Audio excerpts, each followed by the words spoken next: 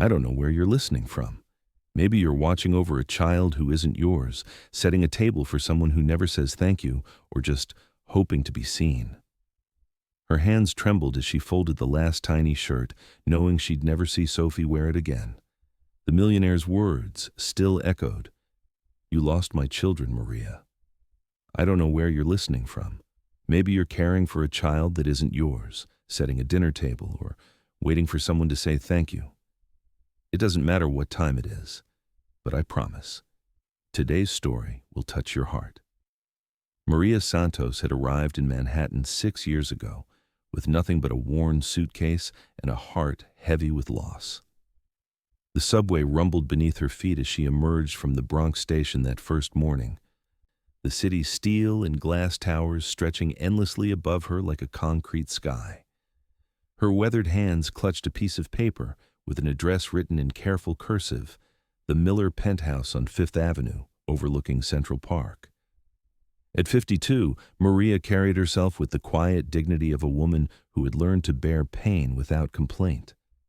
Her own daughter, Isabella, had died at just 16 from leukemia, leaving Maria with an emptiness so profound it seemed to hollow out her very bones. The funeral had drained her modest savings, the medical bills had claimed her small apartment, and grief had stolen her ability to sleep through the night. But Maria had made a promise at Isabella's graveside. She would pour all the love she couldn't give her own child into caring for others who needed it. The Miller penthouse occupied 2 floors of a pre-war building, its windows offering views that real estate agents described as priceless, though Maria knew everything in that house had a price tag attached. John Miller's net worth exceeded $40 million, built through decades of strategic investments in technology stocks and cryptocurrency portfolios that generated passive income while he slept. His penthouse was a monument to success. Italian marble floors that reflected crystal chandeliers, original Picasso sketches hanging beside floor-to-ceiling windows, and a wine collection worth more than most people earned in a lifetime. But wealth, Maria would learn, couldn't warm the cold silence that hung in those perfect rooms like morning fog. John Miller had been a different man once. Before his first wife, Rachel, died of cancer 3 years earlier, he'd been the kind of father who coached Little League on weekends and sang silly songs during bath time. But grief had transformed him into a stranger in his own home, building walls around his heart that his own children couldn't breach. 7-year-old Sophie had her mother's gentle eyes and quick smile, but she learned to keep her laughter quiet, as if joy might disturb the mourning that still clung to the corners of every room. 5-year-old Luke, barely old enough to remember his mother's face, had developed a habit of asking every woman who entered their home if she was staying forever. The question broke Maria's heart every time. When Maria first walked through the penthouse doors, she noticed how the children moved through their own home like visitors, careful not to touch the expensive furnishings, speaking in hushed tones as if afraid to disturb the perfect stillness. Sophie's bedroom was decorated in shades of pink that matched magazine spreads, but her favorite stuffed elephant was hidden under the bed as if comfort were something to be ashamed of.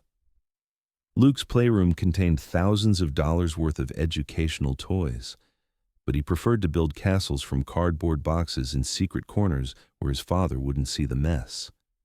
Maria understood immediately what these children needed. Not more toys or expensive clothes, but the simple warmth of someone who saw them as more valuable than any asset in their father's impressive portfolio. She began slowly.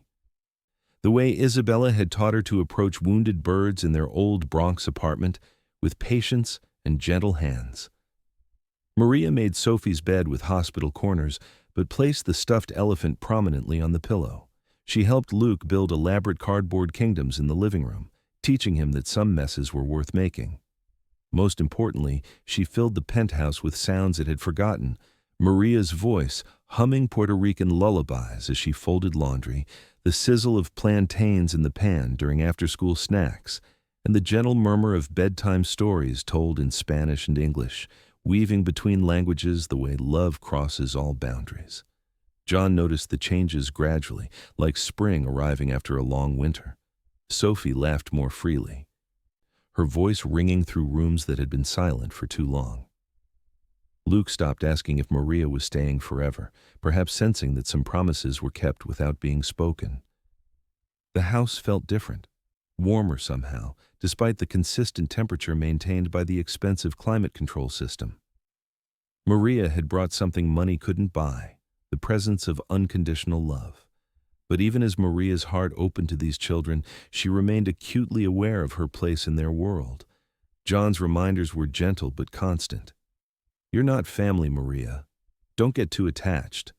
The words stung not because they were cruel, but because they were meant to protect everyone from a truth Maria already understood, that love doesn't respect boundaries, and attachment had already taken root in her heart like ivy on a garden wall.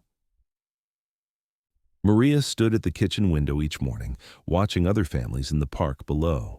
Mothers pushed strollers while chatting with friends, nannies clustered together on benches sharing stories and support, dog walkers nodded to familiar faces in an easy rhythm of neighborhood community.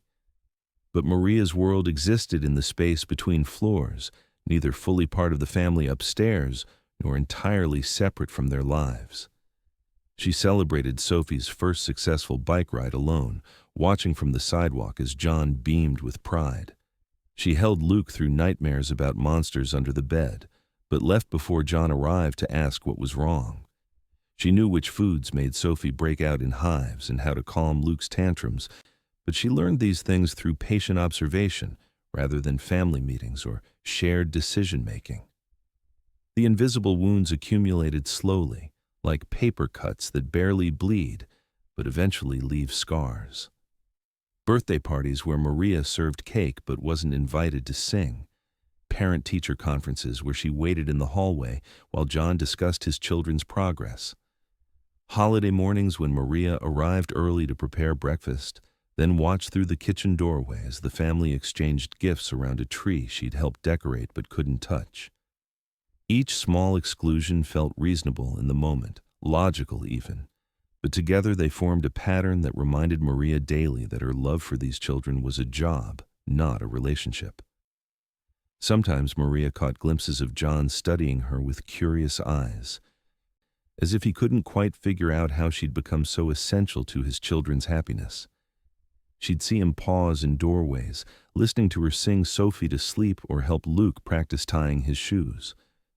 Once, she found him reading a story Luke had dictated about a princess who lived in a castle with her brother and their angel Maria, who made the best rice with beans in the whole world. John had looked up when Maria entered the room, something unreadable flickering across his face, before he closed the notebook and asked about dinner plans.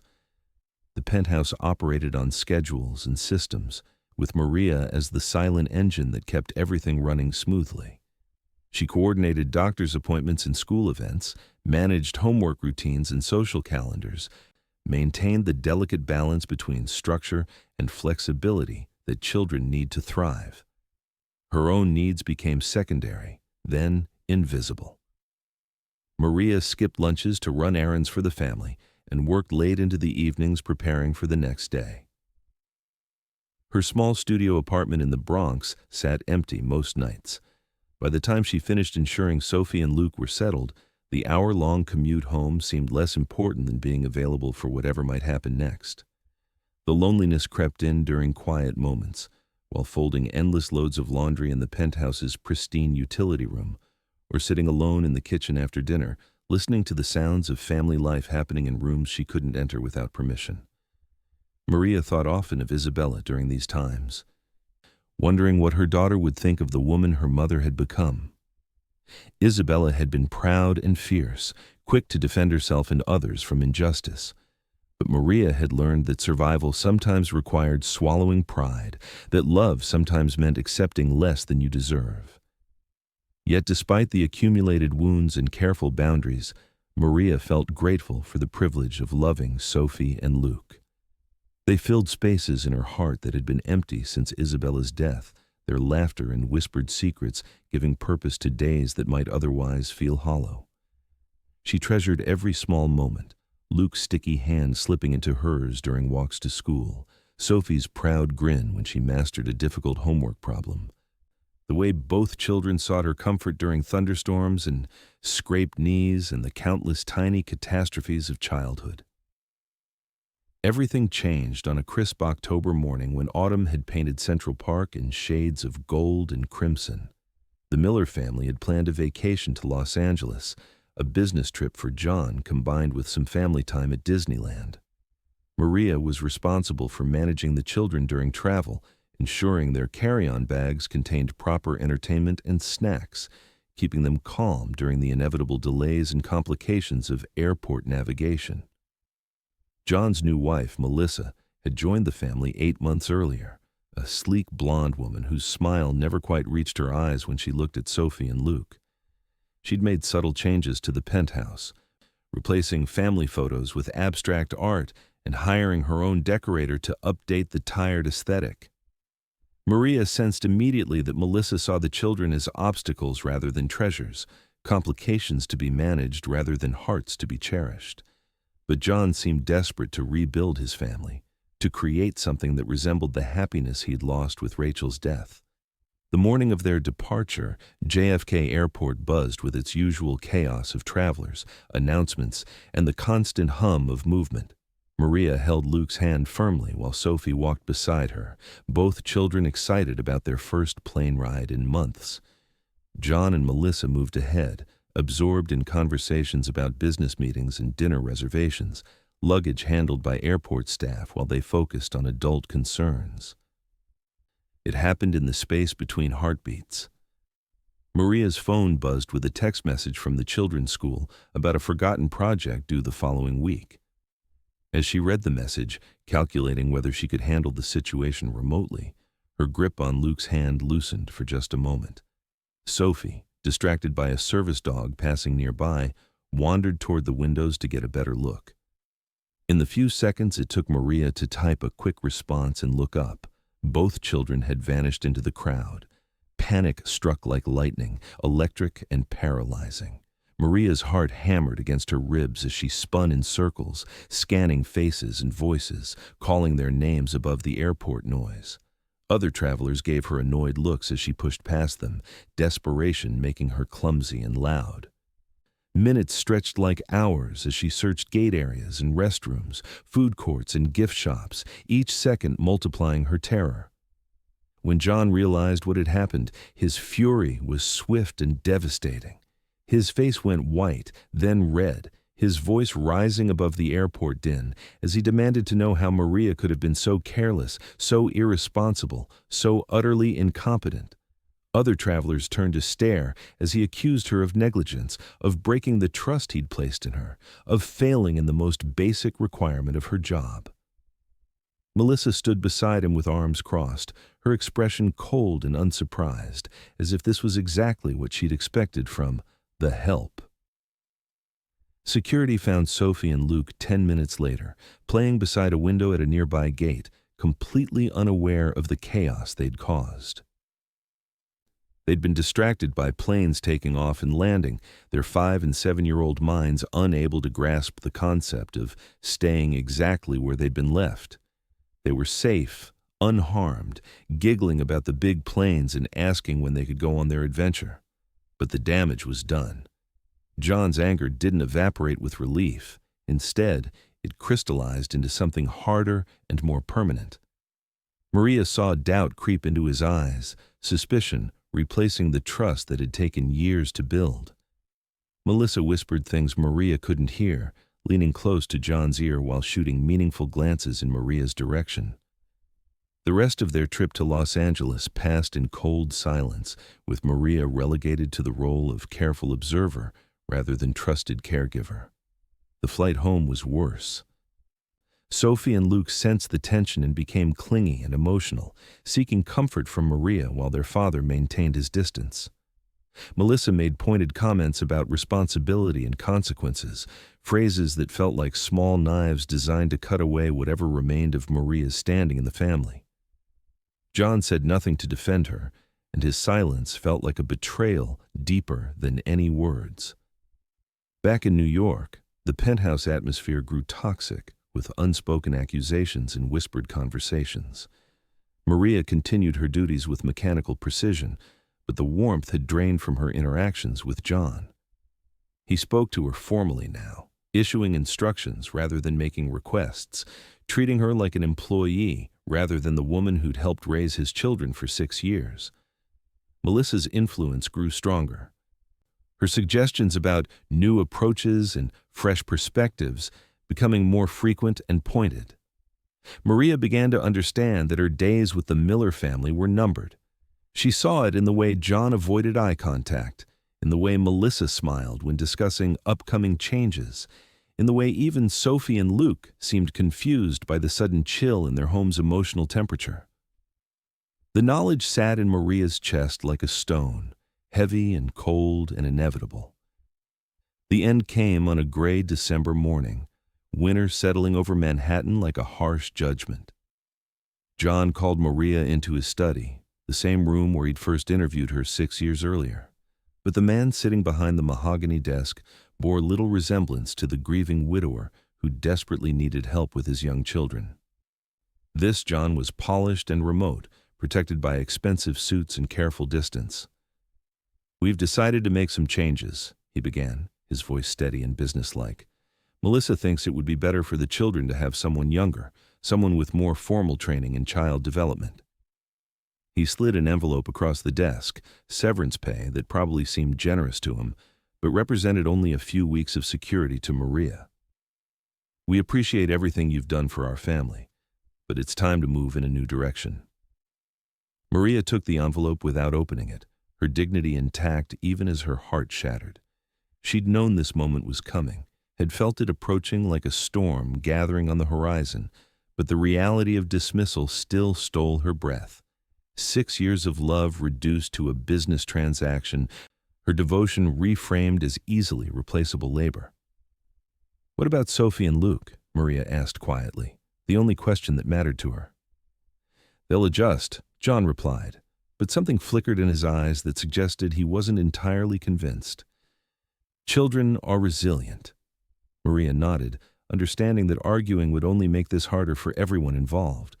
She'd learned long ago that love doesn't guarantee fairness, that caring deeply for someone doesn't protect you from being discarded when circumstances change. She stood to leave, then paused at the study door. "They know how to reach me," she said simply, "if they ever need anything." John's jaw tightened, but he didn't respond. Some truths were too dangerous to acknowledge. Maria packed her few personal belongings from the penthouse with the same careful attention she'd given to everything else in that house. Sophie's artwork, Luke's handwritten thank you note from the previous Christmas, a photo of all 3 of them at the Central Park Zoo, small treasures that captured years of shared joy and daily love. She moved quietly through rooms that had been her second home, saying goodbye to spaces where she'd learned to love again after Isabella's death. Sophie found her in the kitchen, tears streaming down her 7-year-old face. "Why are you leaving us, Maria? Did we do something wrong?" Maria knelt to Sophie's eye level, smoothing the child's hair with hands that had performed this gesture thousands of times before. "You did nothing wrong, Misha. Sometimes grown-ups make decisions that don't make sense to little ones. But I want you to remember something. Just because someone goes away doesn't mean they stop loving you. The love stays right here." She pressed her hand gently against Sophie's chest. "Forever." Luke appeared in the doorway, clutching his stuffed elephant and looking lost. Maria gathered both children into her arms, memorizing the weight of their small bodies, the smell of their hair, the sound of their breathing. This would be the last time she could hold them like this, and she tried to pour 6 years of love into one final embrace. "Take care of each other," she whispered. "And remember, you are good, kind, wonderful children who deserve to be happy. Never forget that." Maria left the penthouse with her small suitcase and her heart in pieces, walking past doormen and neighbors who'd become familiar faces over the years. The city outside looked the same, busy sidewalks and honking taxis, street vendors and rushing pedestrians. But something fundamental had shifted. She was alone again, untethered from the family that had given her life meaning and purpose. The subway ride back to the Bronx felt like traveling between worlds. The luxury and space of Manhattan gave way to the familiar crowding and energy of her neighborhood, where children played in smaller parks and families gathered on front stoops despite the cold. Maria's studio apartment waited exactly as she'd left it that morning, clean and quiet and empty. That first night alone was the longest Maria had experienced since Isabella's death. She sat in her single chair by the window, looking out at the street below, and finally allowed herself to cry.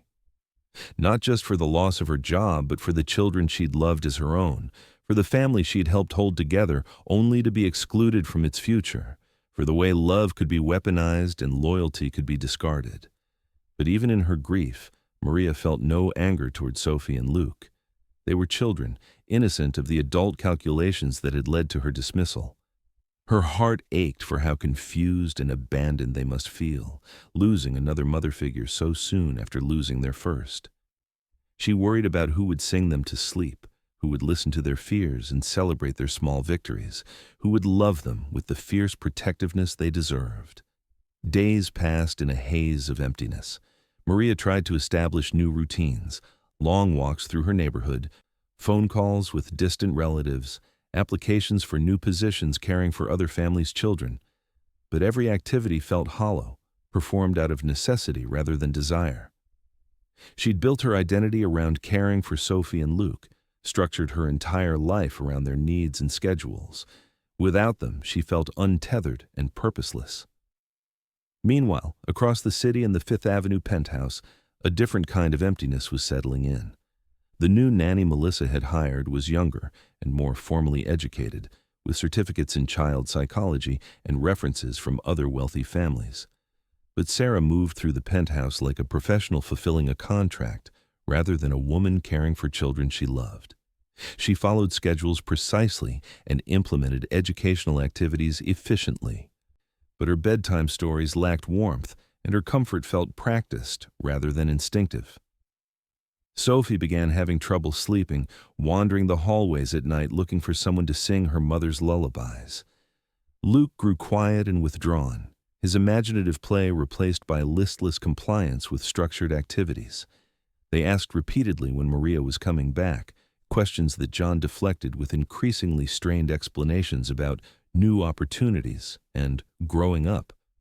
John tried to convince himself that the children would adjust, that professional childcare was superior to the informal love Maria had provided. But the penthouse felt different without her presence, colder somehow, despite the expensive heating system that maintained perfect temperature throughout. Meals were properly nutritious, but lacked the flavor of plantains and rice that had filled the kitchen with warmth. Evenings were quiet and orderly, but absent the gentle murmur of Spanish lullabies that had made bedtime feel like coming home. It was Sophie's drawing that finally cracked John's carefully constructed denial. She'd always been artistic, but since Maria's departure, her pictures had grown darker and sadder. One evening, John found her at the kitchen table, working intently with crayons on a large piece of paper. When he looked at her creation, his breath caught in his throat. The drawing showed their family as stick figures standing in front of a large house. John stood tall in a suit, Melissa wore a dress and high heels, and Sophie and Luke held hands between them. But off to the side, separated from the main group, stood another figure, smaller and darker, wearing an apron and surrounded by hearts. At the bottom of the page, in Sophie's careful first-grade handwriting, were the words, "I miss Maria." John stared at the drawing for a long time, seeing his daughter's artistic interpretation of their family structure. In Sophie's understanding, Maria wasn't an employee who'd been replaced. She was a member of their family who'd been exiled. The hearts surrounding her figure suggested the love that still connected them, despite the physical separation John had imposed. That night, John lay awake staring at the ceiling while Melissa slept beside him. He replayed the airport incident in his mind, examining his reaction with the kind of analytical thinking he applied to investment decisions. His anger had been swift and powerful. driven by terror at losing his children and shame at being seen as an inadequate parent in such a public setting. But had it been justified? Had Maria's momentary inattention really warranted the complete destruction of trust they'd built over 6 years? John began to notice other things, small details that had been obscured by his anger and Melissa's influence. The new nanny never stayed past her scheduled hours, leaving promptly at 6 regardless of what the children might need. She maintained professional distance, addressing Sophie and Luke by their full names rather than the affectionate nicknames that had developed naturally over years of shared life. Most significantly, she seemed to see the children as subjects to be managed rather than individuals to be loved. Maria, by contrast, had been available at all hours, sleeping on their couch during stomach flu episodes and staying late when homework proved challenging. She'd known without being told that Sophie needed her elephant to sleep and that Luke got carsick on highway trips. She'd celebrated their small victories with genuine joy and comforted their disappointments with patient understanding. The comparison grew more uncomfortable as weeks passed and the children's adjustment problems persisted. Sophie's teacher called to report behavioral issues at school, difficulty concentrating, withdrawal from social activities, regression in academic performance. Luke began wetting the bed again, a problem that had been resolved years earlier under Maria's care. Both children exhibited signs of depression that their expensive pediatrician attributed to multiple attachment disruptions, clinical language for having too many important people disappear from their lives. John found himself walking through the penthouse at odd hours, remembering sounds and smells from when Maria lived with them. The kitchen felt sterile without the warm spice of her Puerto Rican cooking. The living room seemed too quiet without her gentle humming as she folded laundry. The children's bedrooms lacked the feeling of safety and warmth that had once made them refugees rather than just expensive spaces. One evening in February, John was working late in his study when he heard crying from Sophie's room. He found her sitting up in bed, clutching her elephant and sobbing with the heartbroken intensity only children can achieve. When he asked what was wrong, Sophie looked up at him with eyes that held the accumulated sadness of months without her beloved Maria. "I had a dream," Sophie whispered. "Maria came back and made rice with beans and sang the song about the little bird. But then I woke up and remembered she's not allowed to come back because I was bad and got lost at the airport." John's chest tightened as he realized Sophie had been carrying guilt about Maria's departure, believing that her childhood mistake had cost them all someone they loved. He sat on the edge of her bed, smoothing her hair the way he'd watched Maria do countless times before. "Sophie, listen to me carefully," he said softly. "Maria didn't leave because you got lost. That wasn't your fault. And it wasn't her fault either. Sometimes grown-ups make mistakes too, and I made a very big mistake when I got scared and angry."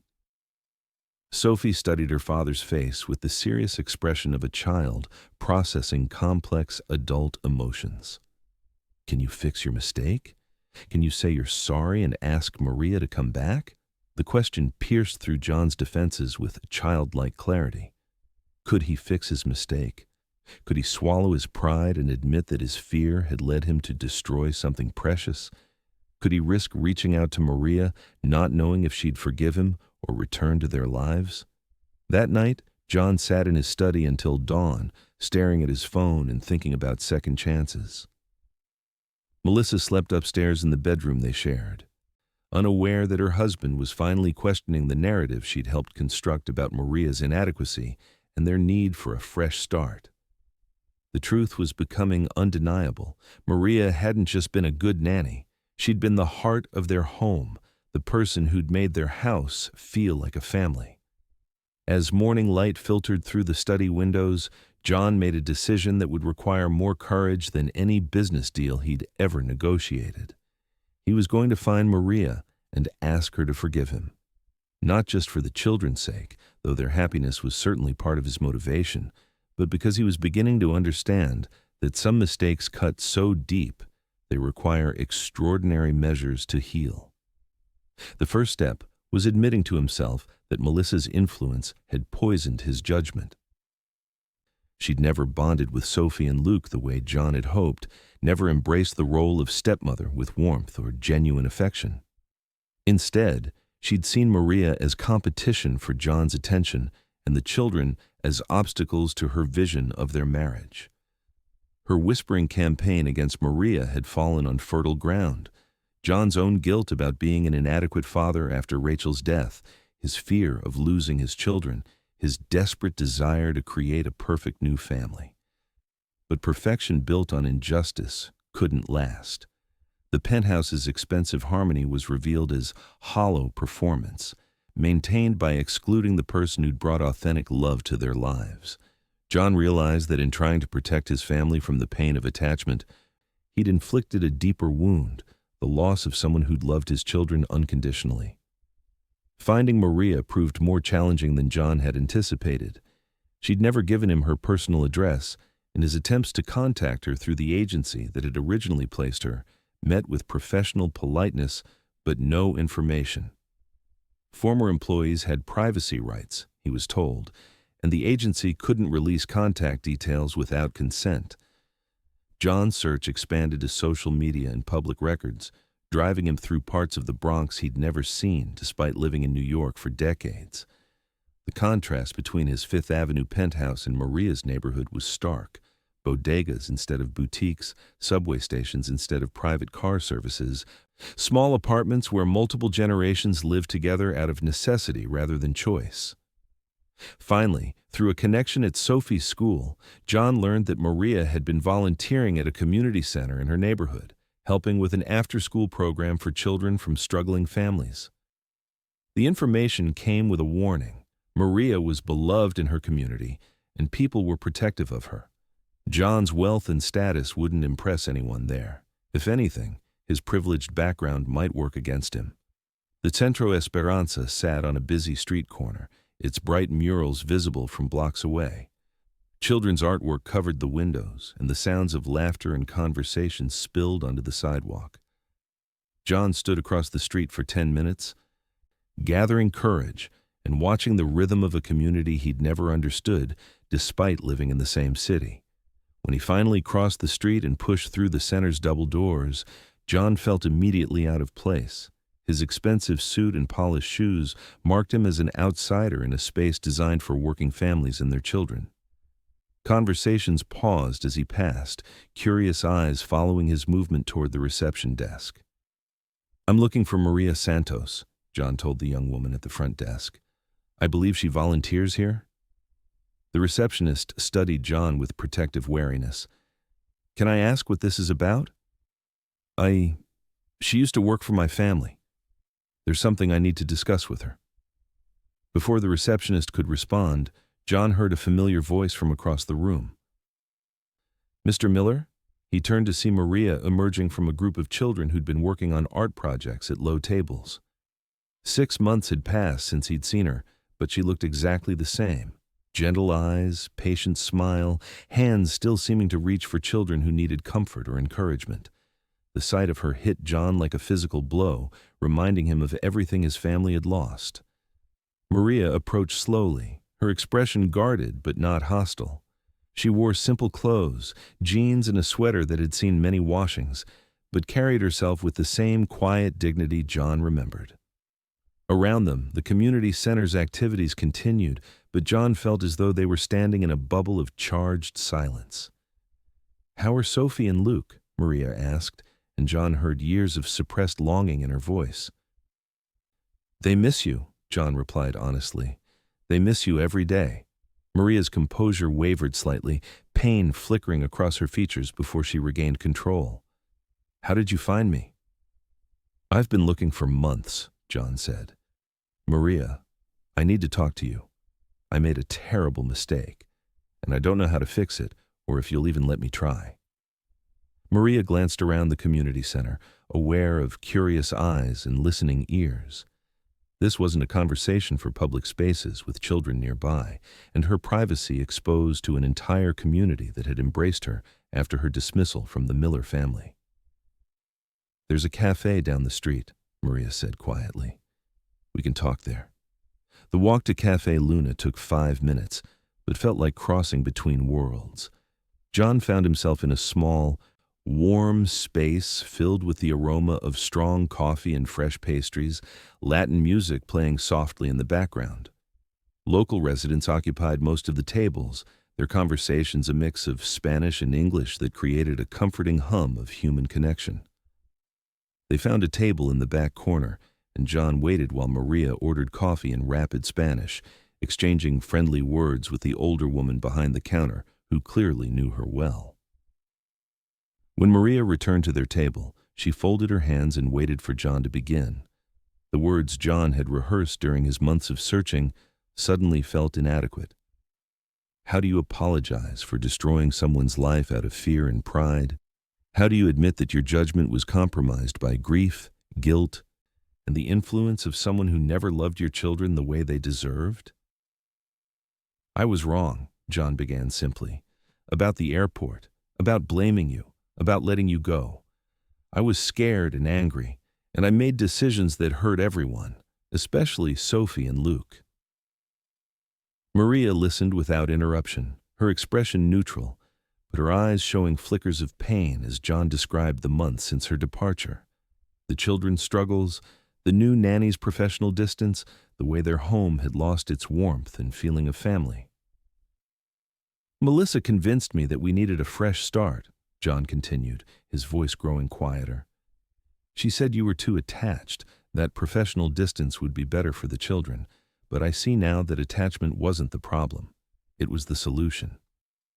You loved my children like they were your own, and I threw that away because I was too proud and scared to admit that I needed your help. Maria remained silent for a long moment after John finished speaking. She stirred her coffee slowly, her eyes focused on the swirling liquid, as if it might contain answers to questions she'd been carrying for months. Do you know what hurt the most? Maria finally asked, her voice soft but steady. It wasn't losing my job or having to start over. It was knowing that Sophie and Luke would think I abandoned them, that they would go to sleep wondering why the person who sang them lullabies suddenly disappeared without explanation. John felt the weight of Maria's words settle in his chest like stones. He'd been so focused on protecting his own dignity and maintaining control of his household that he'd barely considered how his decisions would affect the children's emotional well-being. They ask about you every day, John said. Sophie draws pictures of you. Luke still saves stories to tell you when you come back, even though it's been 6 months. They're not adjusting, Maria. They're grieving. Maria's eyes filled with tears she'd been holding back for months, but she didn't let them fall. I grieve too, for them, for the years we'd spent together, for the future I'd imagined watching them grow up. I loved those children with everything I had, and losing them felt like losing my own daughter all over again. The comparison hit John like a revelation. He'd known that Maria had lost a child before coming to work for his family, but he'd never fully understood how Sophie and Luke had filled that devastating void in her heart. Her love for them wasn't just professional dedication. It was the maternal instinct of a woman who'd been robbed of the chance to love her own child to adulthood. I'm sorry, John said, and the words felt both insufficient and essential. I'm sorry for doubting you, for blaming you, for taking your love and loyalty for granted. I'm sorry for the pain I've caused you and my children. I don't deserve your forgiveness, but I'm asking for it anyway, because Sophie and Luke need you, and I'm finally humble enough to admit that I need you too.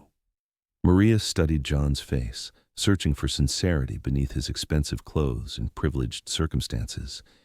She'd been hurt deeply by wealthy families before, had learned that money could make people careless with others' hearts and casual about inflicting emotional damage. But she also saw genuine remorse in John's eyes and heard exhaustion in his voice that spoke of months spent questioning his own judgment. What about Melissa? Maria asked. She made it very clear that she didn't want me around the children. Has that changed? John's jaw tightened, and Maria saw something shift in his expression, a hardness that hadn't been there when he was apologizing. Melissa and I have had many conversations about what's best for Sophie and Luke. She's finally beginning to understand that their happiness has to come first. before any adult concerns or preferences. It wasn't a complete answer, and Maria sensed there were layers of marital conflict and household politics that John wasn't sharing. But it suggested that he'd been willing to fight for the possibility of Maria's return, even if it meant confronting his wife's objections. "I can't go back to the way things were," Maria said slowly.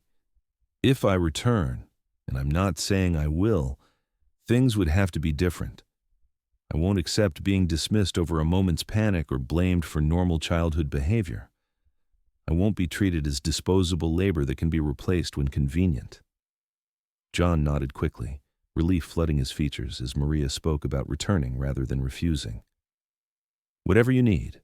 Better pay, more security, a formal contract, whatever it takes to make this right." Maria shook her head gently. "It's not about money, Mr. Miller. It's about respect. About being seen as a person who loves your children, not just someone who provides a service. About having my judgment trusted and my voice heard when decisions are made that affect Sophie and Luke." "Yes," John agreed immediately. "You'll have that. You deserve that. You've always deserved that." Maria finished her coffee while considering John's offer, weighing her own needs against her love for the children she'd been forced to leave behind. The months at Centro Esperanza had been healing, allowing her to channel her nurturing instincts into helping other children who needed support and guidance. But Sophie and Luke had carved out permanent spaces in her heart, and the chance to fill those spaces again was almost overwhelming. "I'll need time to think," Maria said finally, "and if I decide to come back, it will be gradual. The children have been through enough disruption. They need to trust that I won't disappear again before we rebuild our relationship." John agreed to everything Maria requested, promising to wait however long she needed to make her decision. They parted with careful distance, no handshakes or embraces, just the tentative possibility that healing might be possible for everyone involved. Maria spent the following week in careful consideration, discussing the situation with friends from her community who offered perspective and support. Some warned her against returning to a family that had already discarded her once. Others encouraged her to follow her heart back to the children she'd never stopped loving. The decision was hers alone, but she felt grateful for the community that surrounded her with wisdom and care. Meanwhile, John returned to the penthouse and began the difficult conversations with Melissa that would determine whether Maria's return was actually possible. His wife's initial reaction was predictably negative. Wounded pride, concerns about authority, questions about why John had made such a dramatic gesture without consulting her first. But John had spent months observing his children's unhappiness and recognizing his wife's limitations as a stepmother. Melissa excelled at many things: social connections, aesthetic decisions, maintaining their household's sophisticated image. But nurturing traumatized children wasn't among her strengths. Sophie and Luke needed someone who understood loss and knew how to love through grief, qualities that Melissa had never developed and seemed unlikely to acquire. The conversation stretched over several days, with John making it clear that his children's emotional well-being was not negotiable. If Melissa wanted their marriage to work, she needed to accept that Sophie and Luke required specialized care from someone who'd already proven capable of providing it. Maria's return didn't diminish Melissa's role in the family. It simply acknowledged that some needs were beyond her particular abilities. A week after his meeting with Maria, John received a phone call that made his hands shake with relief and gratitude. Maria had decided to return, with the understanding that she would work part-time initially while the children adjusted to having her back in their lives. She would maintain her volunteer work at Centro Esperanza, creating a balance between her commitment to his family and her connection to her own community. The reunion was planned carefully, with John preparing Sophie and Luke for Maria's return without building up expectations that might be disappointed. He explained that Maria had been working with other children who needed her help, but that she missed them and wanted to come back if they felt comfortable with the idea. Both children's faces lit up with joy that quickly gave way to worry. What if Maria left again?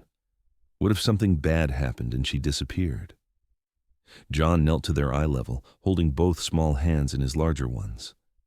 Sometimes grown-ups make mistakes, and I made a very big mistake when I asked Maria to leave. But I've learned from that mistake, and I promise you that Maria is part of our family now. That means she stays, no matter what. The commitment felt sacred as John spoke it. A vow to his children and himself that he wouldn't let fear and pride destroy their family's foundation again. He'd spent months learning that love requires courage, the courage to trust, to be vulnerable, to admit when you're wrong, and to fight for what truly matters. Maria returned on a quiet Thursday morning in late spring when Central Park was green with new growth and the city felt full of possibility. She knocked on the penthouse door at 9 o'clock, carrying a small bag and wearing the same patient smile John remembered from years of mornings just like this one.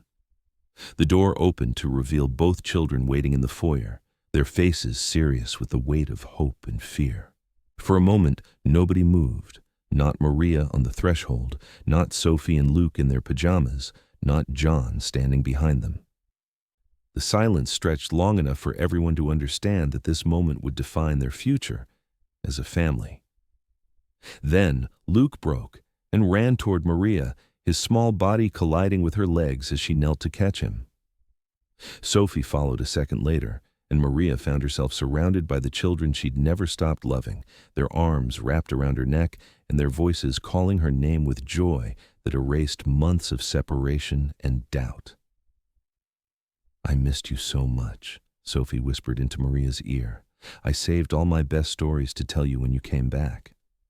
"I missed you too, Misha," Maria replied, her voice thick with emotion, "every single day." John watched the reunion from a respectful distance, tears in his eyes as he witnessed the healing beginning to take place. This was what he'd almost destroyed with his pride and fear. The pure, uncomplicated love between a woman who'd lost her own child and two children who'd needed someone to love them without reservation. Maria's reintegration into the Miller family routine was gradual but steady. She worked 3 days a week initially, rebuilding trust and reestablishing the rhythms of care that had made their house feel like a home. Sophie's nightmares decreased, and Luke's withdrawn behavior gave way to the imaginative play that had characterized his early childhood. Most importantly, Maria's presence restored the emotional warmth that had been missing from the penthouse for months. Her cooking filled the kitchen with familiar aromas, her singing returned music to bedtime routines, and her gentle discipline provided the security that children need to feel safe enough to misbehave occasionally. John found himself remembering why he'd been so grateful to have Maria in their lives originally. She didn't just care for his children's physical needs. She nurtured their emotional and spiritual development, teaching them empathy, resilience, and the understanding that love persists even through difficult times. As summer approached, John made a decision that had been forming in his mind since Maria's return. He called her into his study one evening, the same room where he'd dismissed her 6 months earlier, but the atmosphere couldn't have been more different. "I've been thinking about how to make sure nothing like last fall ever happens again," John began. "I want to establish a foundation in your name, Maria, something that supports children in foster care and provides resources for the caregivers who love them like family." Maria looked surprised, then touched by the gesture. "That's very generous, Mr. Miller, but I don't need—" "It's not about what you need," John interrupted gently. "It's about recognizing what you've given to my family and making sure other children have access to that same kind of love. You taught Sophie and Luke that family isn't just about blood relations. It's about who shows up, who stays, who loves you through the hard times." The foundation would provide scholarships for childcare workers, support for families adopting older children, and resources for children aging out of foster care. It would be Maria's legacy, a way of multiplying the love she'd given to 2 children into help for hundreds of others who needed the same nurturing care. But perhaps more importantly, John commissioned a portrait of Maria to hang in the penthouse's main hallway, not tucked away in a children's room or hidden in a back corridor, but prominently displayed where everyone who entered their home would see it. The painting showed Maria as she truly was, strong, gentle, and surrounded by symbols of the love she'd brought to their family. Sophie and Luke posed for the artist too, their smaller figures nestled beside Maria in a composition that made it clear they were family in every way that mattered. When the portrait was unveiled, both children stood in front of it with pride, pointing out details to visitors and explaining that this is our Maria, who loves us forever and ever. Melissa had initially resisted these public recognitions of Maria's importance, but she gradually came to understand that fighting the children's attachment to their beloved caregiver would only damage her own relationship with them. She learned to appreciate Maria's role in maintaining household harmony and even developed a grudging respect for the woman's ability to love so selflessly. The portrait became a focal point of the penthouse, a daily reminder of the lesson John had learned through almost losing his family's heart. Love isn't something to be managed or controlled. It's something to be honored and protected. Maria had loved his children when they needed it most, and that love had transformed all of them in ways that couldn't be measured in dollars or described in performance reviews. As seasons passed and the Miller family settled into their new normal, Maria found herself thinking often about the conversation that had brought her back into their lives. John's willingness to admit his mistakes, to humble himself and ask for forgiveness, had required a kind of courage that many wealthy men never develop. But more than that, it had demonstrated his genuine love for his children, a love strong enough to overcome pride and fear. For Maria, returning to the Miller family had meant more than regaining a job or even reuniting with children she adored. It had meant having her worth recognized and her love validated by people who mattered to her. The foundation that bore her name would help other caregivers receive the respect and support they deserved, turning her personal experience of injustice into a force for positive change. But the greatest reward was simpler and more immediate, the sound of Sophie's laughter echoing through rooms that had been too quiet for too long, the weight of Luke's sleeping body in her arms during afternoon naps, the sense of purpose that came from loving children who loved her back without reservation or calculation. 3 years after Maria's return, the Miller penthouse was truly a home, not just an expensive apartment where a wealthy family happened to live, but a place filled with the kind of warmth that can only be created by people who've learned to value love more than status, relationship more than reputation. Maria still lived in her studio apartment in the Bronx, traveling to Manhattan 4 days a week to care for Sophie and Luke. But the commute no longer felt like traveling between two different worlds. Instead, it connected the two places where she was most herself, the community center where she helped neighborhood children, and the penthouse where she continued nurturing 2 children who'd become as precious to her as her own daughter had been. John often watched Maria with something approaching awe, marveling at her capacity to forgive and love again after being so deeply hurt. She'd had every reason to refuse his request for a second chance, every justification for protecting herself from further emotional injury. Instead, she'd chosen grace and restoration, modeling for everyone in the family how healing really works. On quiet evenings when the children were asleep and the penthouse was peaceful, Maria would sometimes stand by the windows overlooking Central Park, remembering the woman who'd first walked through those doors 7 years earlier. That Maria had been broken by loss and desperate to find purpose in loving other people's children. This Maria was still marked by grief, but strengthened by the knowledge that love persists through injustice and separation, that family bonds can be rebuilt even after being torn apart. The park below sparkled with lights as the city settled into evening rhythms. In a few hours, Maria would begin the subway ride home to her own neighborhood, but she would return tomorrow to continue the work of loving Sophie and Luke into the secure, confident people they were becoming.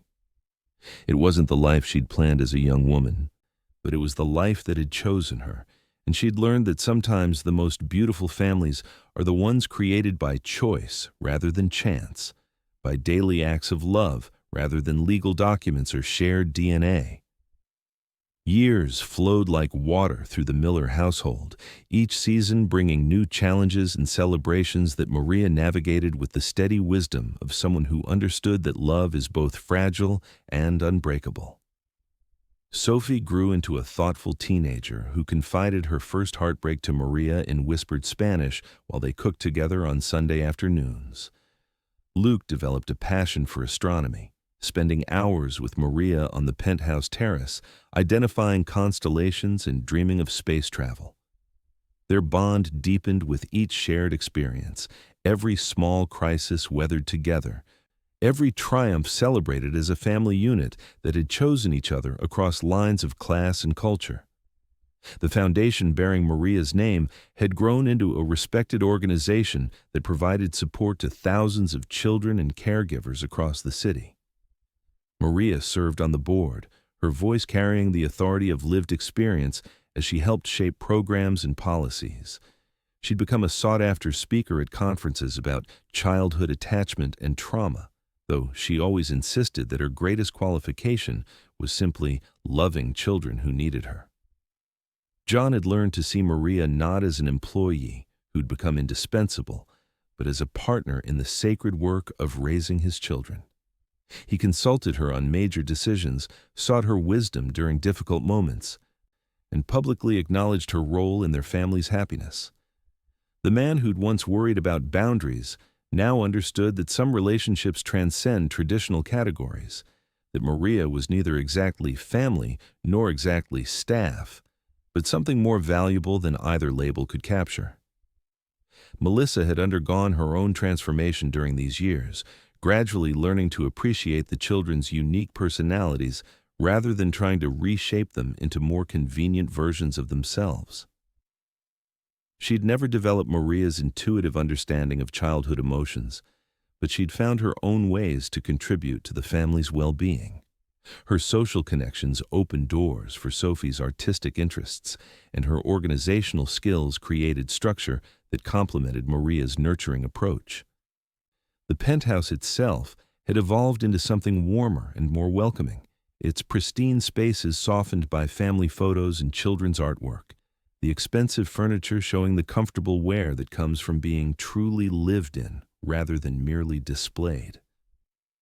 Maria's Puerto Rican flag hung in the kitchen beside Luke's science fair ribbons, a visual reminder that love creates its own geography, mapping territories of the heart that exist beyond traditional boundaries. One evening in late October, as autumn painted the city in familiar shades of gold and crimson, Maria sat in the living room helping Luke with algebra while Sophie practiced piano nearby. The sounds of their shared life filled the penthouse with a contentment that money couldn't purchase, the scratch of pencil on paper, the gentle repetition of musical phrases, the comfortable silence of people who belong together. John entered the room carrying a manila envelope, his expression serious but not troubled. He waited for Sophie to finish her piece before clearing his throat to gather everyone's attention. "I have something to share with all of you," he began, settling into the armchair that had become his designated spot for family meetings. "Something I should have done years ago, but I needed to make sure I did it right." Maria looked up from Luke's homework, curiosity replacing concentration as she studied John's face. Sophie abandoned her sheet music, and Luke set down his pencil, all three focusing on the man who'd learned to speak honestly about difficult subjects. "Maria," John said, his voice carrying the weight of years spent understanding what truly mattered. "I'm legally adopting you into our family, not as an employee or caregiver, but as Sophie and Luke's second mother, with all the rights and recognitions that status provides." The envelope contained documents that John's lawyers had spent months preparing, legal papers that would give Maria decision-making authority in medical emergencies, inheritance rights that secured her future, and most importantly, formal acknowledgement that her role in the children's lives was permanent and protected by law. Maria stared at the papers through tears that had been building for 8 years, since the first night she'd sung Isabella's lullabies to strangers' children and felt her heart beginning to heal. The legal language meant less to her than the gesture itself, John's public declaration that love doesn't require blood relations, that family is created through commitment and daily choice rather than genetics and tradition. You don't have to answer right away, John continued, though he could see the answer already written in Maria's expression. But I wanted you to know that this family isn't complete without you, and I never want you to doubt your place in it again. Sophie launched herself across the room to embrace Maria, followed immediately by Luke, their arms encircling the woman who'd taught them that love multiplies rather than divides when shared freely. The legal adoption was just paperwork confirming what had been true for years. Maria Santos was their mother in every way that mattered, the person who'd chosen to love them when they needed it most. The ceremony took place on a bright Saturday morning in November, in the same courtroom where John had finalized his own adoption paperwork as a child 40 years earlier. The judge who presided over the proceedings remarked afterward that he'd rarely seen an adoption where the love between family members was so clearly visible, so obviously authentic and deep. Maria wore a dress the color of autumn leaves, her hair styled in a way that honored both her Puerto Rican heritage and her new legal status as a Miller. Sophie and Luke flanked her at the judge's bench, their hands in hers as papers were signed that made official what their hearts had known for years. The celebration afterward was small but perfect. Dinner at the Puerto Rican restaurant where Maria had taken the children for their first taste of authentic mofongo, followed by a walk through Central Park as the sun set over the city that had brought them all together. They looked like what they were, a family bound by choice rather than chance, by love that had survived separation and emerged stronger. That night, as Maria tucked the children into beds that would forever be their shared home, Sophie asked the question that had been building all day. Does this mean you can never leave us again? Maria smoothed Sophie's hair with hands that now carried the legal authority to make that promise, to commit to a future that courts and governments would recognize as binding. Mi amor, she whispered in the language that had become their family's second tongue. I was never leaving again anyway, but now the whole world knows it. The adoption marked not an end, but a new beginning, a foundation upon which the Miller family could build even deeper connections. Maria's name appeared on school forms beside John's, her opinions carrying equal weight in parent-teacher conferences and medical consultations. She was no longer the woman who waited in hallways during important conversations. She was the mother whose voice mattered as much as anyone's in decisions about her children's future. The foundation named for Maria Santos Miller expanded its mission to include advocacy for non-traditional families, supporting other caregivers who'd formed bonds with children across lines of employment, race, and class. Maria's story became a template for understanding that family is created through love and commitment rather than legal documents, though she also understood the importance of making that love legally visible in a world that often failed to recognize unconventional relationships. Sophie graduated from high school with honors, her valedictory speech crediting both her fathers, the one who'd given her life and the one who'd taught her to live it fully, and her mothers, the one she'd been born to and the one who'd chosen her. She spoke in English and Spanish, acknowledging the cultural richness Maria had brought to their family and the ways love creates its own language that transcends traditional boundaries. Luke followed a different path, earning a scholarship to study aerospace engineering while maintaining the close relationship with Maria that had been formed during countless evenings of homework help and heart-to-heart conversations. He called her every Sunday from college, sharing his adventures and seeking her guidance on everything from coursework to relationships to the complex task of becoming a man who honored both his privileged background and the values of service Maria had modeled. John and Melissa's marriage had not only survived the integration of Maria into their family structure, but had been strengthened by it. Melissa had learned that sharing parental responsibilities didn't diminish her own importance, but allowed her to contribute her particular strengths while acknowledging areas where others were better equipped to help. They'd created a household where multiple adults love the children from different perspectives, providing richness and security that no single parent could offer alone. As Maria entered her 60s, she remained vibrant and engaged, her days filled with the kind of purposeful activity that comes from a life well lived. The community center where she'd first found refuge after her dismissal had named their new children's wing in her honor.